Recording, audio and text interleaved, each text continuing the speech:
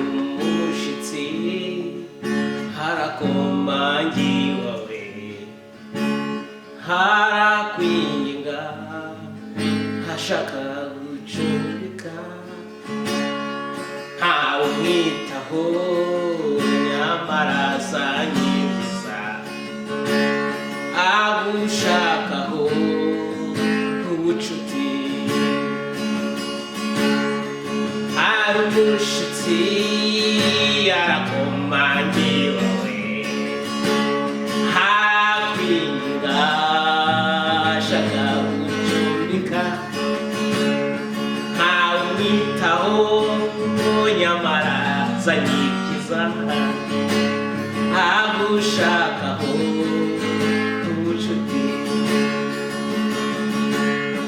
kandi wibuke Zakayo umukoresha umunyabyaha wari mu gihugu yakinguriye Yesu ku mutima we amushakaho ubucuti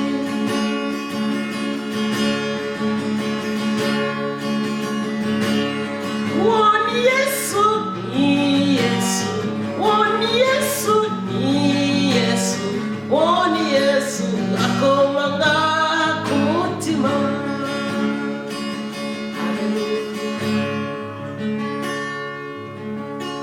Amen, amen, haleluya. Iyo ni indirimbo nifuzaga kubabwira ivuga ngo hari umushitsi arakomanga iwawe agushakaho ubucuti. Yesu atugirire neza. Turi mu bihe bya Pasika, turi mu bihe bya Pasika. Nifuje gusangira namwe ijambo ry'Imana, ariko natangiranye indirimbo ngo Yesu agushakaho ubucuti. Haleluya, haleluya. Ibyo ni ijambo ry'Imana rero babwire ngo Pasika nziza aho muri mwese, inshuti z'umusaraba, inshuti za Yesu, ndetse babwire ngo amaraso ya Yesu Kristo yagize umumaro ukomeye cyane, yagize umumaro none ndetse afite n'umumaro w'ejo hazaza. Haleluya, haleluya. Nshatse kugira namwe ngo tuganire rero ijambo ry'Imana twibukiranya Pasika niki. Pasika tuvuga ngo niki? Pasika no kwibuka amaraso y'umwana w'intama w'Imana, amaraso y'umwami Yesu yamenye ku musaraba kugira ngo ucungurwe. Ni intsinzi y'abakristo kuri twebwe, ni intsinzi yacu kuko twibuka umwami Yesu Kristo ukuntu yaducunguye. Our Jesus like our Savior. Yeah.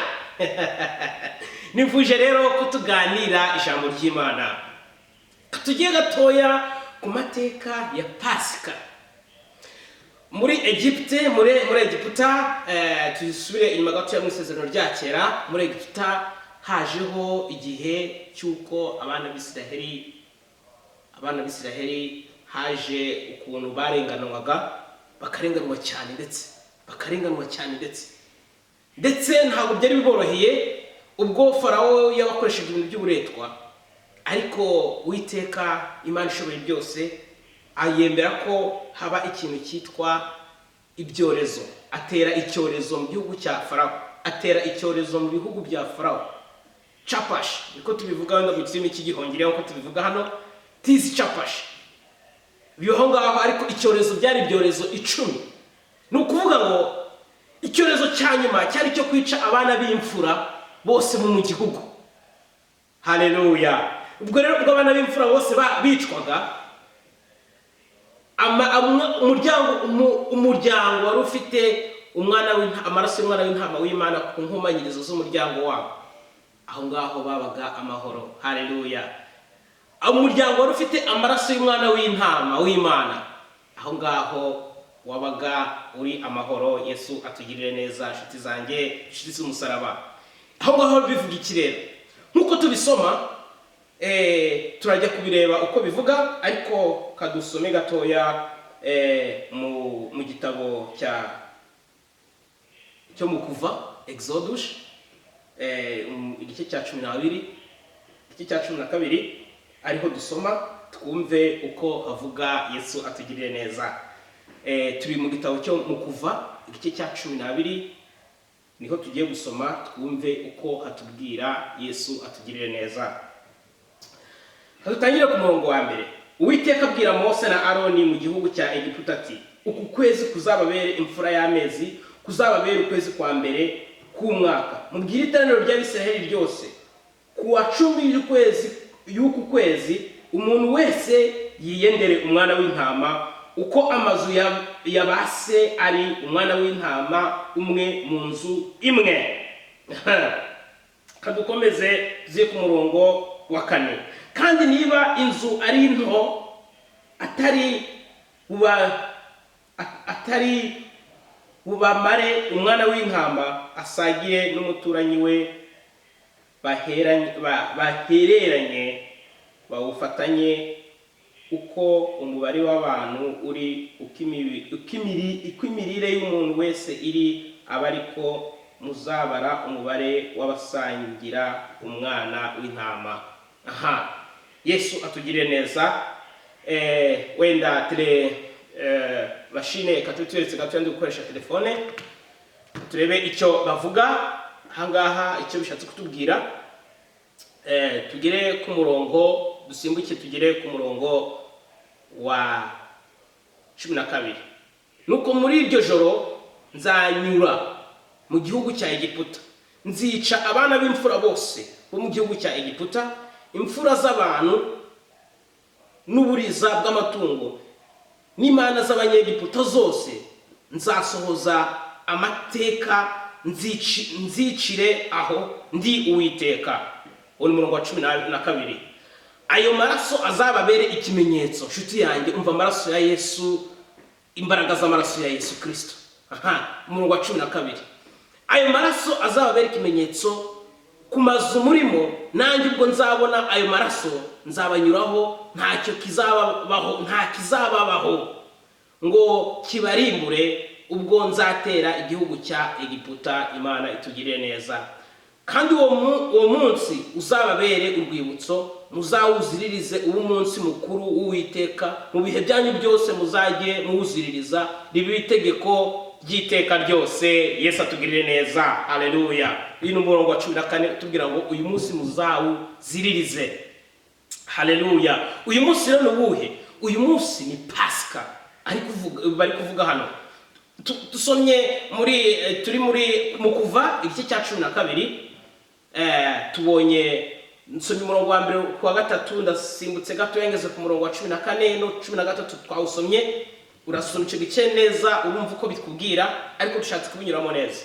Farawo yari aninangira cyane. Uwiteka avuga ati, amunangira umutima kugira ngo yigishe Abanyegiputa, kugira ngo yigishe Abisiraheli bari bari aho ngaho. Hari igihe ushobora kwibaza, ese kubera iki Uwiteka yanangiye Farawo umutima? Ushobora kubyibaza, ese kuki Uwiteka yanangiye Farawo umutima akemera ko Abisiraheli basufra bababara? Ari impamvu nshuti yanjye yamunangiye imitima kugira ngo Abisiraheli bazamenye gukomera kw'Imana. Haleluya. Bazamenye gukomera kw'Imana. Tujye rero ku cyorezo cya nyuma cyo kwicuca abana b'imfura. Nicyo cyavanyemo Farawo, aravuga ati noneho tubarekure aba bantu baratumaze, tubarekure. No kuvuga ngo abana b'imfura bose barapfuye. Dusoma uwo murongo wa 10 utangiye ku 14 barakubwira uko bakubwira muri icyo gice cya 12 cyo mu Kuva. No kuvuga ngo Imana iravuga ati noneho ubwo Farawo akomeje kwinangira, reka nze nica abana bose b'imfura n'amatungo yose y'imfura. Atariko umuryango uzaba ufite amaraso ku muryango wawe, aho ngo uzarokoka. Atariko ibyo ngo bizabera ikimenyetso. Uwo munsi uzabera ikimenyetso yuko Imana yo mu ijuru Uwiteka yari inzabe. Haleluya. Nawe hari igihe Yesu akurinda. Hari igihe Yesu aturinda. Hari igihe uhura n'ikibazo kikagukubita ukabona nta nzira, ariko Imana ibishaka kugira ngo imenye wowe uriwe.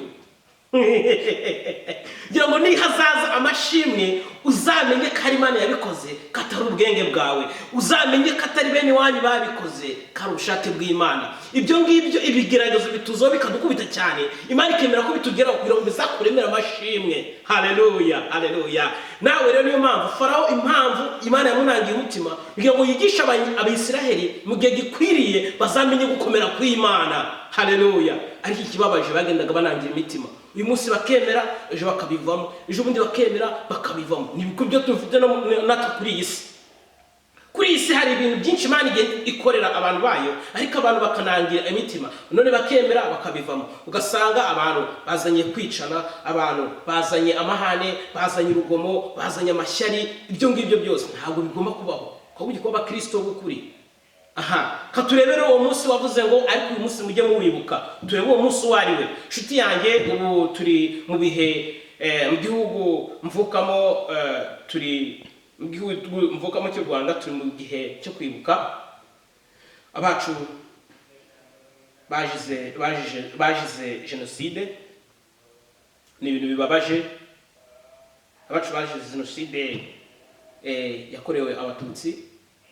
Kambivuge gutyo kuko ni ibintu bibabaje mu gihugu cyanjye, ndetse hagiyemo n'imiryango yacu n'abacu. Ni ibintu bibabaje ndetse bibabaza uwo ari we wese wabyumva akumva ni ikintu kibabaje. Ariko noneho rero katurebe, ese uyu munsi muri ibi bihe turimo, turi mu kibazo cya coronavirus yugarije isi yose. Ese ufite amaraso y'umwana w'Imana mu nkomanyizo z'umuryango wawe? Mu mutima wawe wizeye Yesu Kristo nk'umwami n'umukiza? Mu mutima wawe ufitemo Yesu? Imbuto zawe ufite kwihangana, ufite urukundo, ufite imbuto za Kristo muri wowe? Ni ikibazo wisuzume urebe. N'ikimenyetso Imana yaguhaye cy'amaraso ya Yesu Kristo. Amaraso ya Yesu Kristo iyo uyafite wera imbuto za Kristo, nibyo witwa umukristo. Ese uyu wisuzumye neza wasanga ubifite. Katujye mu gitabo cya Yohana turebe, twumve uwo munsi mukuru tuvuga muri Exode, mu kuva, umunsi mukuru bavuze. Tuwusomere hamwe, Yesu atugirire neza. Ni Yohana, Evangelii ya Yohana, igice cya